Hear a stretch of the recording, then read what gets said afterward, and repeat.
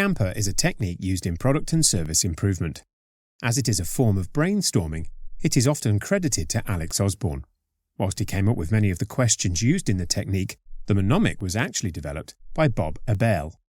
SCAMPER is used to stimulate creative thinking when you need to generate ideas for the basis of new products and services.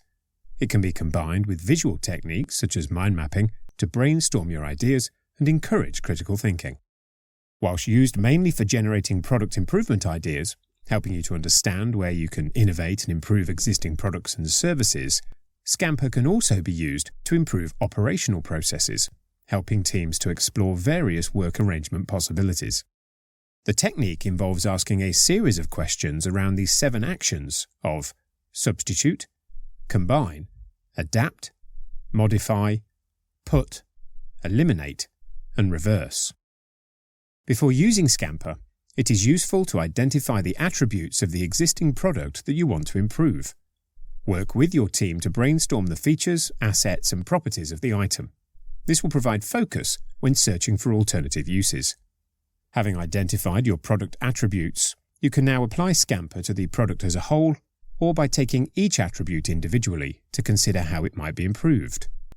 Focusing on one attribute can be useful to kickstart your ideas or to regain momentum if you get stuck.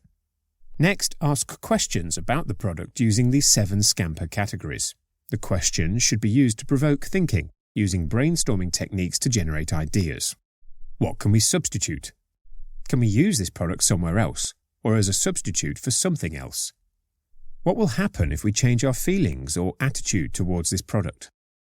What other materials or resources can we use? What other product or process could we use? What can we combine?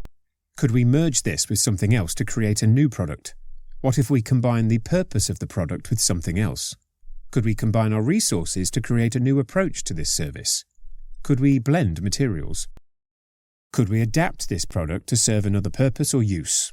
Where else could this be used? What other process could be adapted for this product? What could we make this look like? How can we make this cheaper? What could we modify? How could we change the shape, smell, taste, appearance, or feel of our product? What could we emphasize to create more value? What attribute could we change to create something new? What could we add? Could we put this to another use? Who else could use this product? How else could this be used? What other uses could it have if it was modified? What can we eliminate or take away? How could we simplify this product? What features, parts, or attributes could we remove? Could we make something smaller? What would happen if we reversed something, turned it back to front or upside down? What if we reversed roles with a competing product? What if we rearranged a process sequence or components? What if we transposed the cause and effect? Finally, gather and organize your ideas for review. Ask questions such as, do any of the ideas stand out as viable solutions? Could any of the ideas be used to create a new product or develop an existing one? Ideas that seem viable should be shortlisted for further exploration. If there are a lot of ideas, it can be helpful to run them through a selection procedure such as the decision matrix. So, to use SCAMPER, first identify your product attributes. Then, use questions to explore the 7 actions of substitute, combine, adapt, modify, put to another use, eliminate, and reverse. Finally, select those ideas worth evaluating further.